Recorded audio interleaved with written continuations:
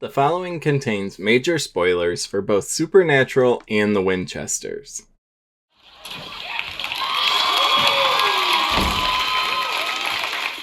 Hey there, Sam. What's happening? Oh, nothing. Just the end of the world. I love Supernatural. It was one of the first shows I ever binge-watched and eventually tuned into weekly for. For those unfamiliar, Supernatural is the story of Sam and Dean Winchester, two brothers trained from childhood to hunt the boogeyman and the monsters under your bed, and maybe sometimes in them. Over the show's extensive 327 episodes that span 15 seasons, the threats these two brothers face continue to grow. For example, while the very first episode finds them hunting your typical poltergeist, the final episodes find them facing down God himself. As the story expanded, so did the lore around it. Soon we learn the rules and powers behind this universe. Heaven and hell are real and are constantly at war in the background of life. Eventually, Sam and Dean even find themselves at the front lines of this war, thanks to Heaven and Hell's manipulation of their lives. I bring all this up because I wanted to talk about the Winchesters. The Winchesters is a 2022 spin-off that follows Dean and Sam's parents, John and Mary, as they meet and embark on their own hunting journey to save the world. Sounds fun, right? Well, it could have been, if we didn't already know John and Mary's story from the original series. Which, if you do, just makes this entire show come off as bad fanfiction. You see, in seasons 4 and 5 of Supernatural, we learn that an angel needs a compatible vessel in order to survive and use their full potential. As the story progresses, it's revealed that Sam and Dean are the true vessels for Lucifer and Michael, Satan himself, and Heaven's general. In 2 key episodes, we learn that John and Mary's relationship and conception of the boys were thanks to the manipulations of Heaven and Hell. During these episodes, Dean also learns that his mother, Mary, was a hunter thanks to her father. But John knows nothing about the supernatural until Mary's death in the pilot episode. Notice, I said, John knows nothing about the supernatural until Mary's death. Are you seeing the problem here? This established lore and history is why I immediately questioned how the Winchesters, a show about John and Mary hunting together in the early days of their relationship, could even exist. It didn't make sense when it was announced. It couldn't have happened with the pre-established lore. My immediate assumption was everyone gets their memory erased at the end of the show. However, the creatives behind the show acknowledged these concerns, saying all would be revealed at the end of the show's first season. So now that we have all the context we need at the moment, let's explore why The Winchesters is actually just bad fanfiction. For the most part, The Winchesters is a Monster of the Week show with a larger overarching story. Episode 1 shows how John and Mary met while introducing the supporting cast and enemies. Dean narrates and says the story is familiar, but the pieces will come together in a surprising way. John is inducted into the world of hunting by a mysterious man that delivers a letter from John's dead father. More on that mystery man later. Meanwhile, Mary desires to leave hunting, but is on one last hunt for her missing father, Samuel Campbell. On this hunt, she accidentally recruits John and is joined by her friends Lada, Ada, and Carlos. Together, the 4 discover an ancient device known as the ostium, which can destroy any monster it traps within it. Also hunting for the ostium are a new monster known as the Akrita. The Akrita are the big bad of the show. They're a force from another dimension that kills everything, threatening all of existence. Overall, this first episode is a decent start to the show that establishes a mystery that needs solving.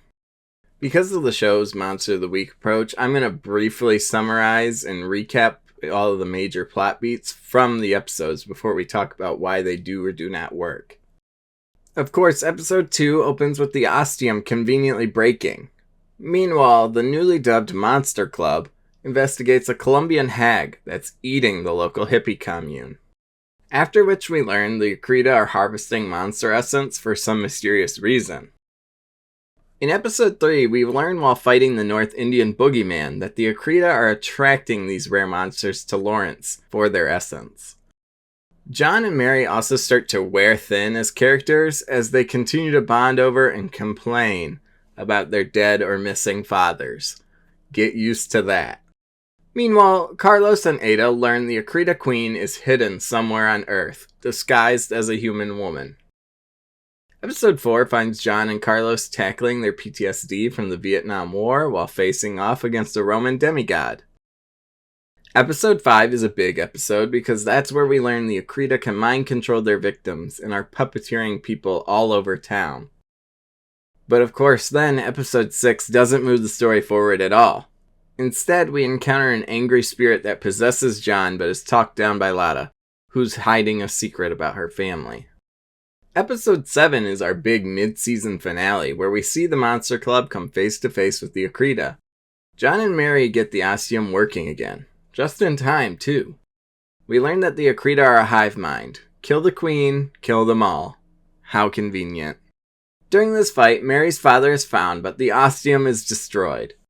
It is then revealed that the Akrita Queen is here in Lawrence, locked away in a hidden vault below the city. Episode 8 doesn't really progress the story much, however it is a fun callback to the original show, where we see the return of fan-favorite villain, the Trickster. While Carlos and Lada face off against the Trickster, John and Mary cement their feelings for one another. With the help of Samuel, the group manages to trap the Trickster, though he's set up to obviously escape at some point before the original series. After which, John and Mary discover the mystery man that stirred this all is none other than a time-traveling Dean Winchester. Episode 9 doesn't move the story forward, instead pitting the group against a vampire cult obsessed with destiny and fate. That being said, it does have honestly the funniest moment in the entire show. Okay, done. Holy water hair commercial.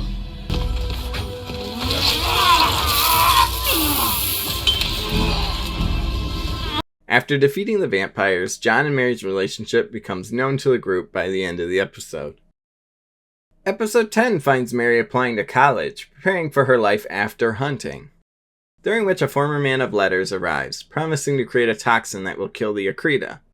However, he's actually here to steal John and Mary's bodies for him and his comatose wife. Meanwhile, Carlos and Lada do some digging and locate the Akrita Queen's hiding spot. By the end of the episode, everyone's storylines are put on hold when the Akrita, in an attempt to lure out Dean, frame John for the murder of a local town resident. Episode 11 is where things start to get complicated. John is arrested by his former girlfriend, current police officer Betty. While he's in custody, the Akrita take control of the police force, planning to kill him once they realize Dean isn't coming. Meanwhile, Carlos and Lada find a magic bracelet that will reveal who is under Akrita control while unpacking Lada's familial trauma. By the end of the episode, Mary and John's mother use the bracelet to convince Betty to break John out, and he and Mary set out on the run to find Dean. Episode 12 is a very uncomfortable episode, as John is more aggressive than ever due to how things went down in episode 11. While investigating a strange carnival, the two battle a clown that traps those looking for happiness, making these two depressing individuals the perfect candidates. Meanwhile, Ada finds Rowena, a witch from the original series, who provides her with a crystal that will kill the Akrita Queen. However, this crystal will destroy Ada's soul when used. Off-screen, John's mom and Betty conveniently clear John's name of murder, allowing him to return to Lawrence just in time for the beginning of the Akrita invasion, setting us up for the finale. However, before we can talk about this finale, we have to talk about the finale of the original show. Trust me, you'll see why in a moment. So in the final season of Supernatural, Dean and Sam find themselves against God himself. In the penultimate episode, the two defeat God by allowing Jack, a Nephilim, to steal Chuck's powers and become the new god himself. After which, Dean and Sam live happily ever after, until Dean's eventual death years later.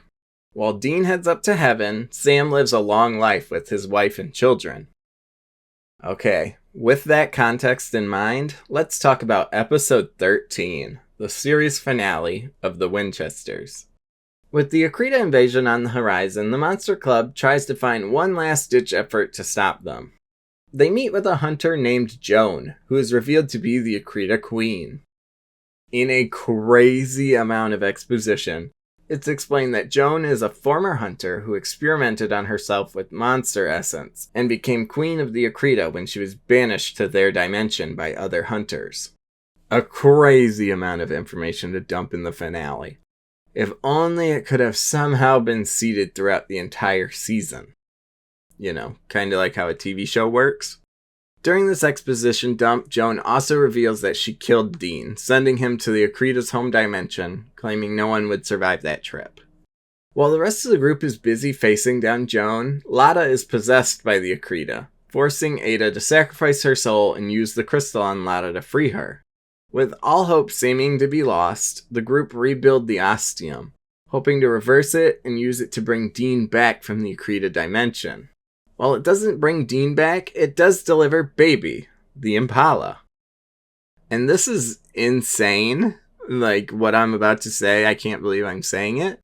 But because Baby is not from this universe, it is a mystically charged object that can kill Joan. Don't think about it too hard, this is as far as the show goes to explain it. After which Mary runs... I'm sorry. You would think I'm joking, but I'm not. After which Mary runs Joan down and returns Dean from the Akrita dimension, where Dean can now deliver all the necessary exposition about what the hell is going on here. Dean explains that the events of this show are occurring after the events of the original series. He is dead. However, during his drive through heaven with Baby, he discovered the Akrita and the multiverse. Why or how? Who knows?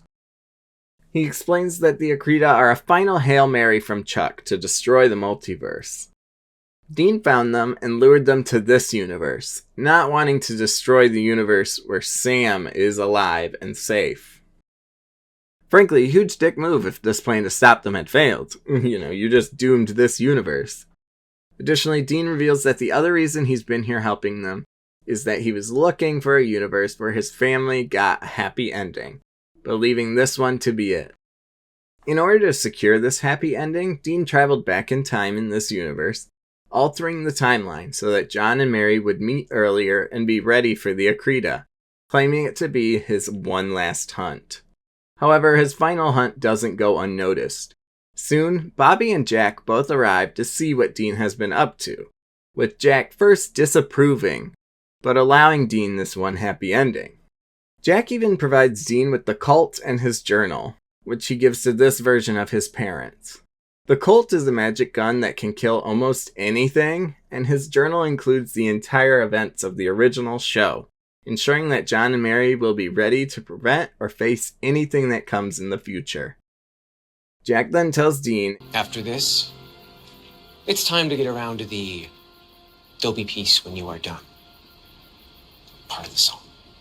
A not-so-subtle nod to the theme song of the original series, before they depart back to heaven. This was an absolute crazy amount of information to drop in the finale. One of the oldest rules of Hollywood as a visual medium is show, don't tell. Unfortunately, this moment is literally just 10 minutes of Dean standing there explaining everything to John and Mary. The fact that this couldn't have been shown in flashbacks or spread throughout the show creates an information overload for the viewers that's very boring to watch. Finally, in an epilogue, it's revealed that Lada and Ada have solved Ada's soul problem off-screen, while John and Mary set out on a cross-country road trip to find themselves, with one last lesson from Dean. Hendrix. I was reading some of Hatfield's journal and he was very specific on this issue. Driver picks the music, shotgun shuts their K-hole. And that was the Winchesters. What a mess of a show that comes off as just bad fan fiction. Rather than spreading out their mystery, they spout huge amounts of exposition in the first and final episodes, while spinning their tires the rest of the season. With that being said, the show isn't all bad. I do want to take a moment to be positive and shine a light on some of the things the show does well. First off, it's nice that the show takes the Monster of the Week approach. I know I was just complaining about the mystery not being seeded properly, but the individual episodes do at least have their shining moments. It sort of felt like the early seasons of Supernatural. Take that with a grain of salt. For the first 3 seasons of the original show, there was almost no overarching story. Instead, we follow Sam and Dean as they track down and teach the audience about various creatures. So the Winchesters does feel like a return to this. However, I do wish we could have traveled across the country again like Sam and Dean do, rather than staying in Lawrence the entire season. Additionally, while John and Mary might test the audience's patience, the supporting cast are a highlight of the show. Granted, they're no Bobby or Castiel, but they make the viewing experience at least a little more fun while you trek through this show. Carlos, Lada, and Ada are all more interesting than John or Mary. Carlos was my favorite. He's the gay hippie of the group and the show's comedic relief. He makes many sarcastic or witty remarks every episode while also being actual LGBT plus representation. He's not just gay because they say he's gay. He actually does go on dates and talk about his feelings, things like that. Meanwhile, Lada is the group researcher who's learning to be a hunter while juggling her pacifist lifestyle, 2 very conflicting ideologies. While Ada is an occult researcher who learns new types of magic and spells that we didn't really see in the original show. Setups and callbacks in a prequel can always be so hit or miss. We don't need to know where Han Solo got his name or where with great power comes great responsibility comes from. However, Supernatural has years of lore to draw on and many characters who have unnatural lifespans.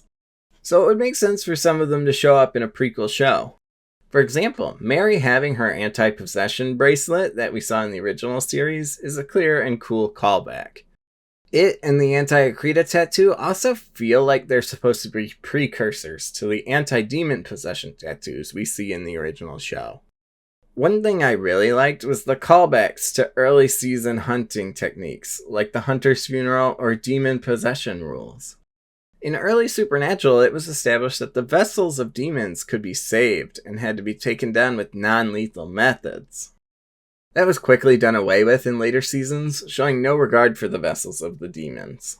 So it was nice to see Mary make the remark about saving the vessels of those possessed by the Akrita. Seeing fan-favorite characters like the Trickster, Rowena, Jack, and Bobby were also a nice surprise throughout the season. Speaking of those cameos, I also kind of enjoyed the show's ending as an apology for the sloppy ending of the original series.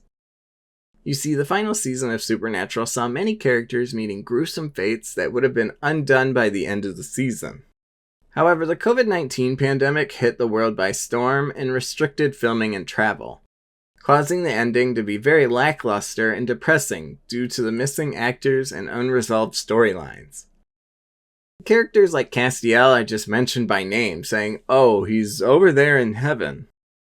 So I feel with the premise of this show being Dean sets out to give his parents a happy ending, that this was their attempt at having some kind of a better resolution than the original "everyone's dead and in heaven, the end" that the original show got due to COVID. That being said, this show is not at all without its faults. There's very many, actually.